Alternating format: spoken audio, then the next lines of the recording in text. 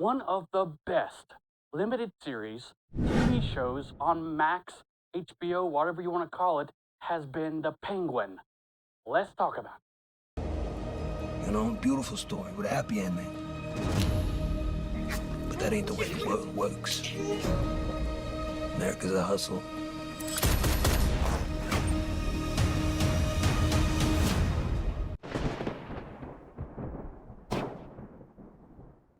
I'm going to do something I don't normally do. I'm going to tell you beforehand that I absolutely loved this series.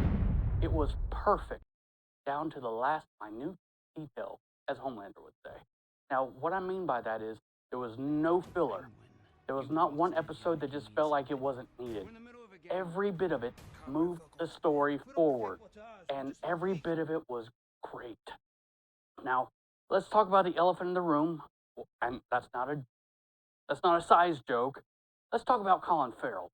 Colin Farrell, you would never have thought would have been the person to play the Penguin, but he did an amazing job.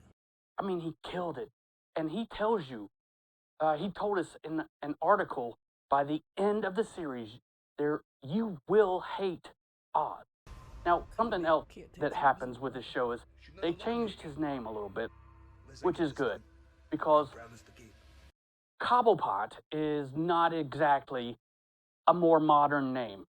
Cobb. Not that I'm complaining. His name was Oswald Cobb in this show, and he went by Oz. Now let's talk about Christine Milioni, and you know that she plays Sophia Falcone, and she was on How I Met Your Mother, Finally the Mother, and Wolf of Wall Street and Palm Springs. But she was so good in this because this show was almost more about Sophia than the Penguin himself. And you know what? It had such a good backstory with her, and it had such a good riveting, like what happened. John Turturro decided to not come back and play Carmine Falcone. And so they got someone else to play Carmine. And the reason was, he said, was because he didn't like the idea of where it was headed. This show was more like The Sopranos than anything else I've watched. This was a mid level crime boss trying to work his way up and be more than he whatever. And you know what? It works so well. And it's just placed in the Gotham background. Gotham is the background for this show. And you know what? We see a little bit in the first episode of him reviewing a little bit of what happened with the flood from the Batman movie, the Matt Reeves Batman movie. And by the end, I'm not going to give you any spoilers, but there is a little bit more connection at the very end. When I say the very end, I mean almost like the last 30 seconds of this movie, or the show, sorry. It's basically a very long movie, and it was so worth it to watch. Let's talk about previous Penguins, how silly they were. Burgess Meredith. Whack, whack, whack, whack. Yeah, that was silly. But it was Batman 66. It was awesome. And then we had Danny DeVito. He did a great, no, let's not say great. He did a good job for what that movie was, Batman Returns. It wasn't awesome, but it was a new version of the Penguin from the old one. And then we had the Penguin from Gotham. I liked that Penguin. He was pretty decent. But this one, he shows no redeeming qualities whatsoever. When you first start this show, you're kind of rooting for him. And you really kind of want, it's like Tony Soprano, just like I said. Everyone kind of rooted for Tony. Everyone wanted Tony to, stay alive.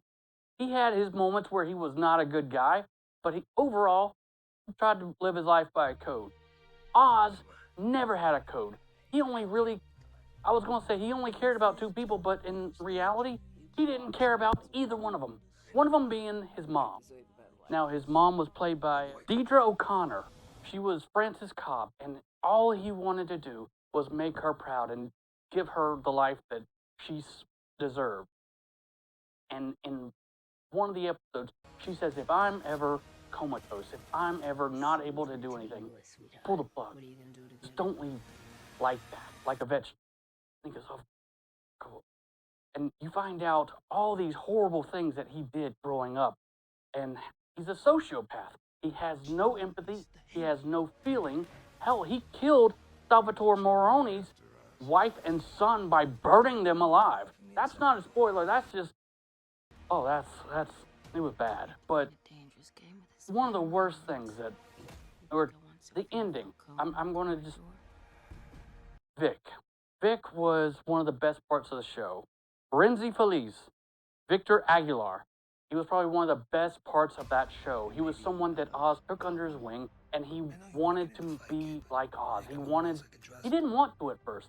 He tried, he almost got out, but Oz kept pulling him back in, and he felt like he was almost like a surrogate father until later. And I'm not going to give anything away, but what happened to him? You're like, is he going to make it to Batman 2? You'll find out at the very last episode. And is Sophia, is she going to last? Is she going to be in Batman 2? We honestly don't know. But we do hear from her half sister at the very end, Selena Kyle.